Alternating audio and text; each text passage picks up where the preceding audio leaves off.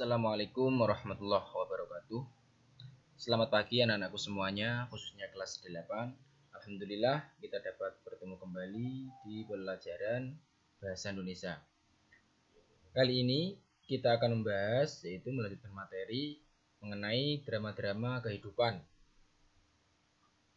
yaitu yang poin C menelaah struktur dan kaidah drama, dan yang poin D menelaah drama.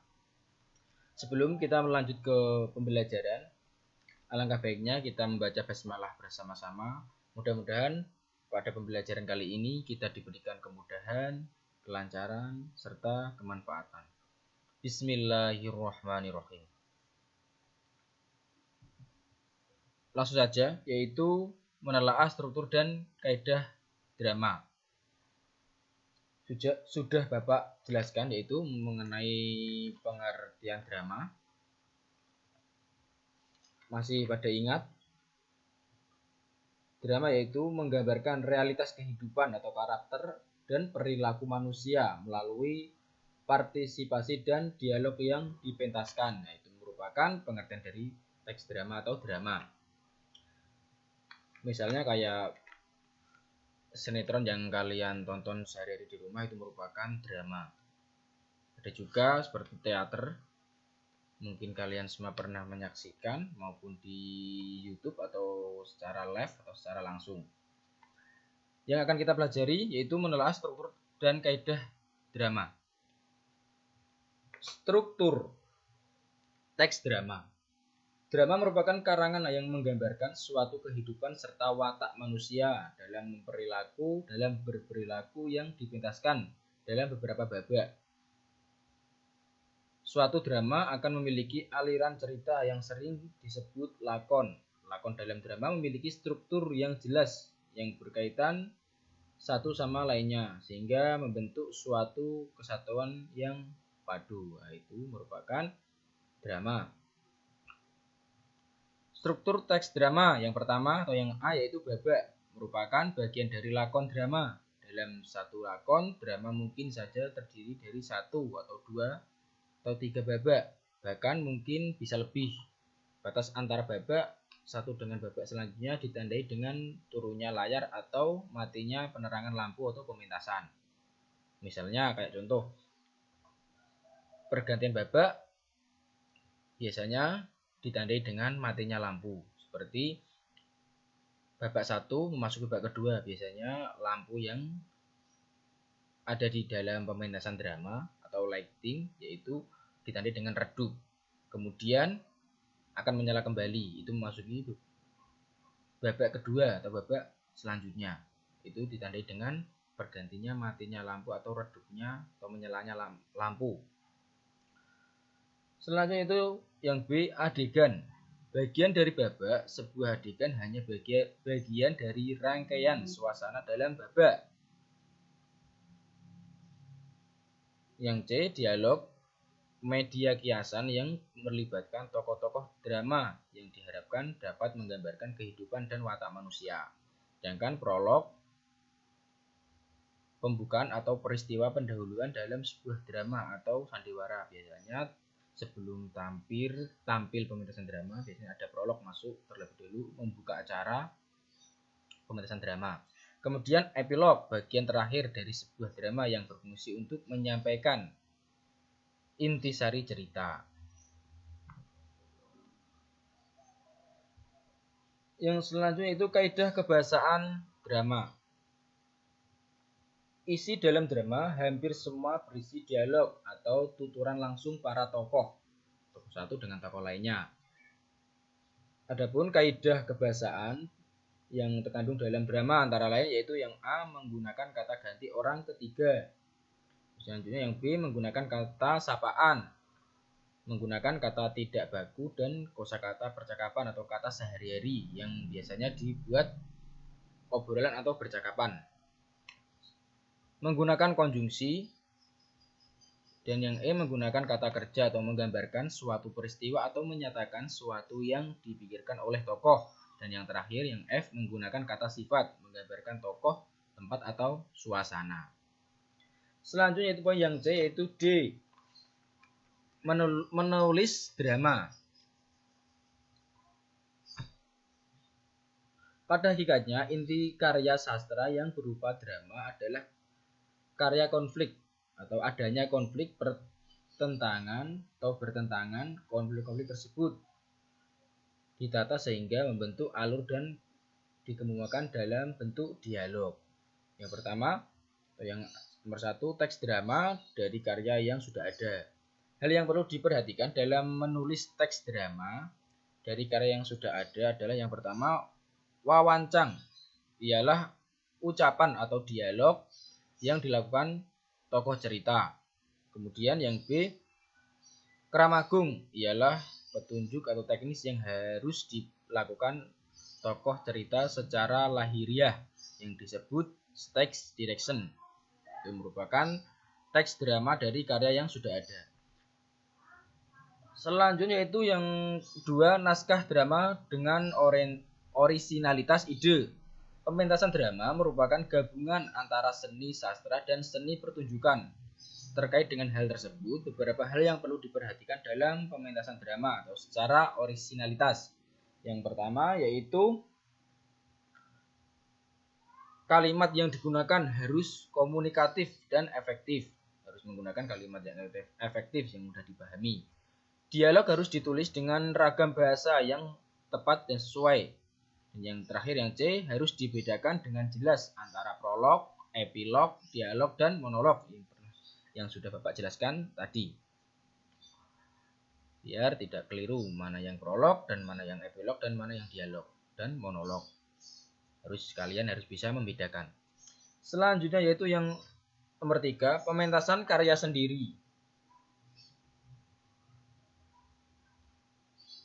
Guna menulis karya sastra drama, kalian dapat memulainya dengan menemukan konflik atau susunan urutan peristiwa dalam bentuk babak, mengembangkan urutan peristiwa dan menjadi naskah drama yang baik, melengkapi dialog serta mengomentari dan menyunting naskah drama. Yang pertama yaitu menentukan konflik. Setelah menentukan konflik, menyusun urutan peristiwa dalam satu babak. Setelah menentukan peristiwa dalam suatu babak, kemudian mengembangkan urutan peristiwa menjadi naskah drama satu babak. Kemudian melengkapi dialog dan yang terakhir menyunting naskah drama. Guna untuk menyunting yaitu mengetahui kelebihan dan kekurangan naskah drama. Ini merupakan pengertian yaitu tentang drama, yaitu pementasan karya sendiri dan naskah drama dengan orisinalitas ide. Selanjutnya itu yang akan kita pelajari yaitu bab 4, kembangkan kegemaran membaca. Yang akan kita bahas yaitu yang poin A, mengenali informasi dalam suatu fiksi dan non-fiksi.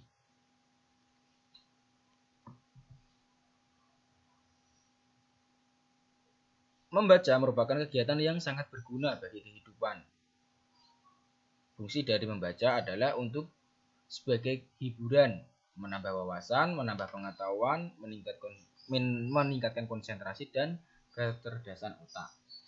Selain itu, juga membaca merupakan jendela kehidupan, supaya kalian bisa mengetahui bahasa-bahasa yang belum kalian ketahui. Misalnya kayak bahasa-bahasa gaul di dalam novel atau di dalam cerpen atau dalam puisi yang memiliki beberapa makna. Nah, itu merupakan kegiatan atau fungsi dari membaca. Mengenali informasi dalam buku fiksi dan non-fiksi. Dibedakan menjadi dua buku ya, buku non-fiksi dan buku fiksi. Informasi merupakan pesan atau ucapan atau ekspresi, kumpulan pesan yang terdiri dari order atau sequence dari simbol. Keragaman informasi dalam buku fiksi dan non-fiksi. Pengertian dari buku fiksi adalah buku yang berisi cerita atau kejadian tidak nyata atau kejadian tidak sebenarnya, berarti hanya hayalan. Biasanya kayak novel itu ada yang hayalan, ada yang berdasarkan cerita kenyataan. Buku non-fiksi merupakan buku yang berisi kejadian nyata atau sebenarnya yang disampaikan menurut pendapat atau opini kajian penulis. Jadi buku tersebut berdasarkan pendapat-pendapat atau berdasarkan opini yang jelas dan opini penting yang terdapat fakta atau kejadian secara langsung. Selanjutnya itu informasi buku melalui indeks. Istilah indeks buku atau kata penting yang tersusun berdasarkan abjad yang memberikan informasi melalui nomor halaman tempat istilah atau kata tersebut ditemukan. Bagian-bagian indeks buku. Yang pertama yaitu indeks nama.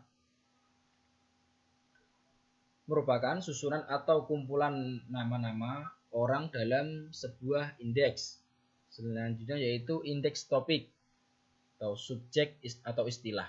Indeks topik merupakan kumpulan istilah atau subjek yang disusun berdasarkan abjad, di mana istilah tersebut berada dalam buku atau bersangkutan dengan isi buku tersebut. Dalam sebuah buku geografi, indeks topik biasanya adalah istilah yang ada kaitannya dengan ilmu geografi.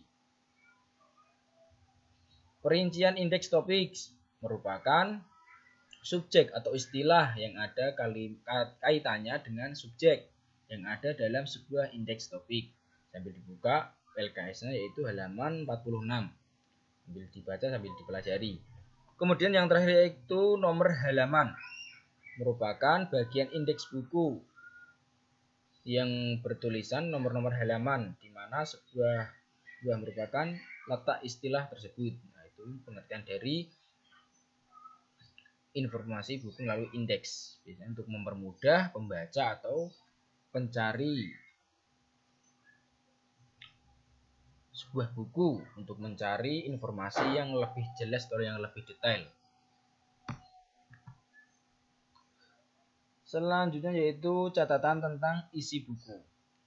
Catatan tentang isi buku atau bacaan itu sangat penting. Terdapat suatu peribahasa yang mengatakan bahwa ilmu itu liar. Maka ikatlah dengan mencatatnya. Atau mencatat merupakan salah satu cara manusia meningkatkan efektivitas dalam mempelajari suatu cara. Cara ini dilakukan untuk menutupi kelemahan dan keterbatasan daya ingat. Supaya untuk mudah memperingat atau menemukan hal-hal yang sangat penting. Fungsi dari sebuah mencatat buku atau manfaat dari mencatat buku. Yang pertama, sebagai dokumen yang suatu saat diperlukan.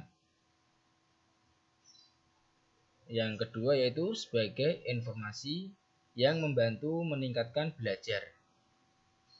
Untuk mempermudah untuk kalian belajar mana yang penting dan mana yang kurang penting atau yang tidak penting.